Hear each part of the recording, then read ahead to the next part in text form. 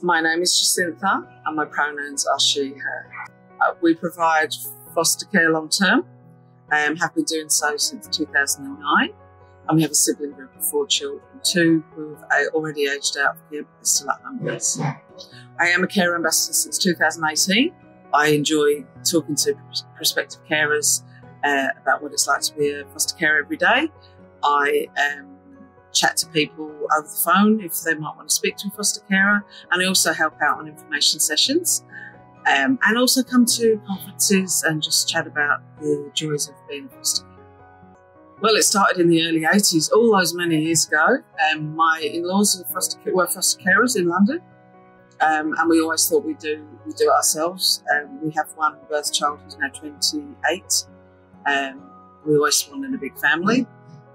And yeah, we signed up for fostering after a stint as volunteer mentors to a young lad with the Aunties and Uncles program way back.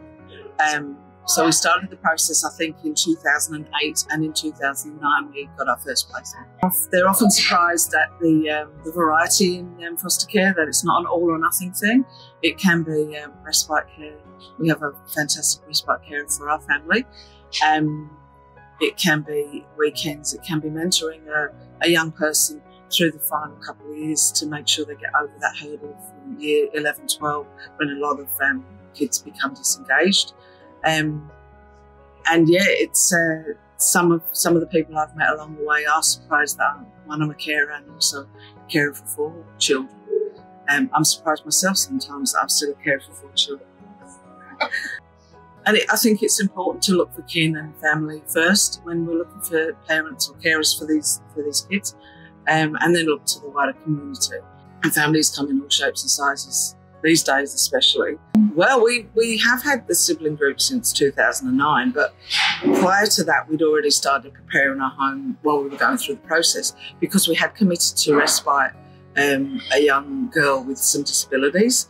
So we had done a long transition of about 6 months while we were still training, in order that once we were approved, we could open our home to her one night a month. So we had to have even then installed, even though she was like 7, installed gates so she wasn't able to wander the house at night and stuff like that. All those things. So it was like, because our son was 14 by the time we were approved, we didn't have baby gates, we didn't have car seats, we didn't have cots, cribs and what have you. And because we had decided that we were going to offer our home to whoever needed it, be it a sibling group, male and female, children, kids with disabilities, whatever it needed, and was it at respite or for a weekend, short term, long term, we kind of ticked all of our yeah, we'll do that. We or the afternoon that we first took on the kids, we had no clue that they were vegetarian, so I'd gone out lots of meat products. So they ended up having pasta that night. Yeah, and that was a learning curve. Just assuming that because we ate meat that these children would. No, they don't. That's fine. So I went out and did my own little cookery, vegetarian cookery course, and. Yeah, he was quite on board, quite happy to. We had enough bedrooms, so he wasn't going to be displaced. He had enough room in the house that he could do his own thing. And he got on well immediately with the older 3. And when the youngest one came along nearly a year later, she was very, very scared of me. And he thought, oh, she hates me. I said, no, she doesn't. Now they're like thick as thieves. Like, okay, I'd advise them to jump onto our website, to find a friendly carer ambassador to chat to, and have a think about it. Yeah, it's a process that can take up to 8 months, maybe even a year.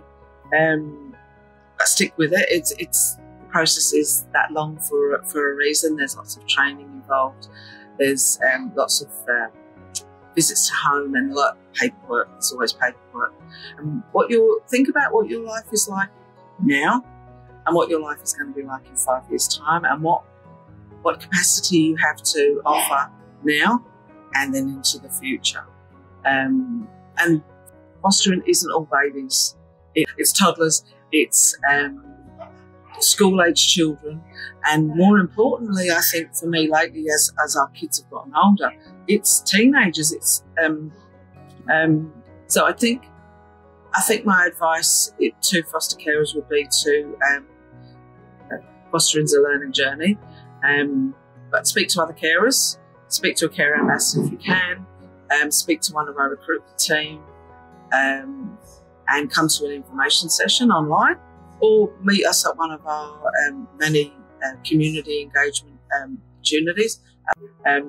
Ask as many questions as you can. There's no stupid questions. I'm very proud of my in-laws, who both have sadly passed in the last few years, but they received an MBE from Her Majesty the Queen, as she was then, in the UK. I'm very proud of them. I'm proud of the fact that my husband and I have been doing this with reasonable success since 2009. And in the more immediate history, I'm very proud of our youngest son, who's just obtained 2 offers at university and got top in his class for chemistry and physics only yesterday. So yeah, we have many highlights, but they're the 3 I think I can count. Yeah. Very confident.